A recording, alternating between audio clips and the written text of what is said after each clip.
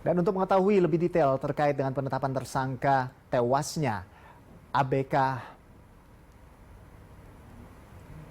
maksud kami tewasnya Putri PJ Gubernur Papua Pegunungan Nikolaus Kondomo, kita terhubung dengan AKBP Doni Sardol Lombantoruan, Kepala Satuan Reserse Kriminal Polrestabes Semarang. Selamat sore Pak Doni. Nah, dari hasil pemeriksaan tersangka, apa pengakuan pelaku terkait dengan tewasnya Putri PJ Gubernur ini? Selamat sore Mas Rolando.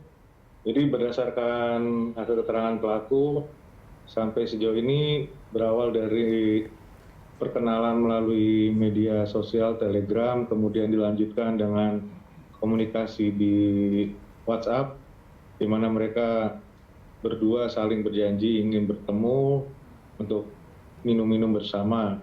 Nah, dari situ kemudian terjadilah pertemuan di tanggal 18 Mei tersebut yang dilaksanakan di kosan milik tersangka di sekitaran Banyumanik, Jatingaleh. Kemudian setelah minum, kemudian dilanjutkan dengan melakukan hubungan layaknya suami istri. Kemudian tidak berapa lama, kemudian korban ini mengalami kejang-kejang, yang akhirnya kemudian tersangka akhirnya panik, meminta pertolongan dari rekan-rekannya di sekitar kos-kosan itu juga yang ada di tempat kos-kosan, kemudian bersama-sama dengan rekan-rekan di kos-kosan untuk membawa ke rumah sakit di Rumah Sakit Elizabeth. Kemudian di sekitar jam 15.30 itu tidak begitu lama sampai di Rumah Sakit Elizabeth, korban masih dinyatakan hidup pada saat itu, kejang-kejang dan meninggal di Rumah Sakit Elizabeth. Dari situ kemudian diinformasikan ke kami di Piket Satreskrim Polrestabes Semarang. Demikian. Pak Doni, ini kan berdasarkan informasi juga mereka ini baru ketemu 2 minggu gitu ya setelah kenalan di sosial media. Nah, jadi sebetulnya ini hubungan antara tersangka antara pelaku dengan korban ini apa? Apakah mereka ada hubungan khusus atau seperti apa, Pak?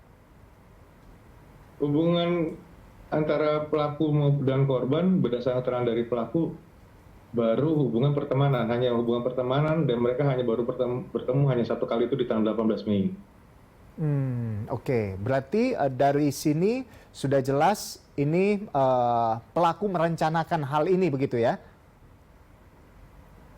Masih dalam penyelidikan kami terkait masalah perencanaannya. Sedang diselidiki. Baik, berarti tersangka ini memang benar pelaku pembunuhan begitu, Pak?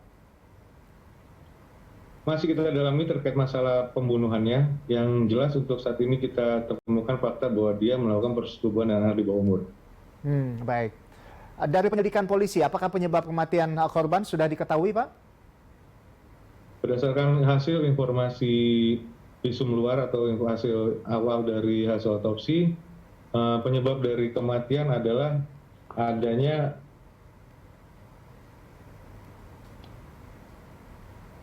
mati lemas atau karena asfiksia. Jadi diduga karena akibat keracunan. Hal ini masih kita akan dalami lagi, kita bandingkan dengan bukti-bukti yang kita temukan di TKP. Jadi ini sudah berdasarkan hasil otopsi juga, Pak? Hasil otopsi awal, masih kita tunggu hasil resminya.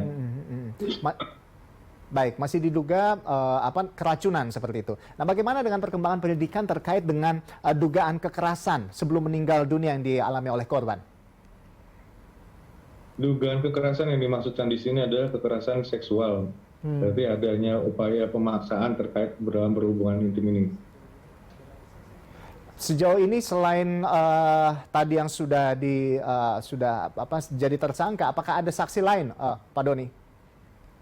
Untuk saksi-saksi kita akan dalami dari saksi ahli, baik dari lapor dari rumah sakit sendiri, nanti kita akan perdalam sambil menunggu hasil resmi dari masing-masing.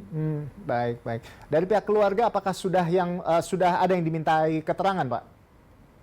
Untuk pemeriksaan awal dari pihak keluarga, kemarin sudah datang dari pihak ibu.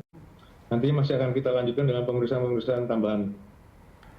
Baik. Terima kasih banyak, kami nantikan update selanjutnya dari Anda, Pak. Terima kasih sudah bergabung bersama dengan kami di Berita 1 Sore. AKBP Doni Sardo Lumbantoruan, Kepala Satuan Reserse Kriminal Polrestabes Semarang. Selamat bertugas kembali, Pak.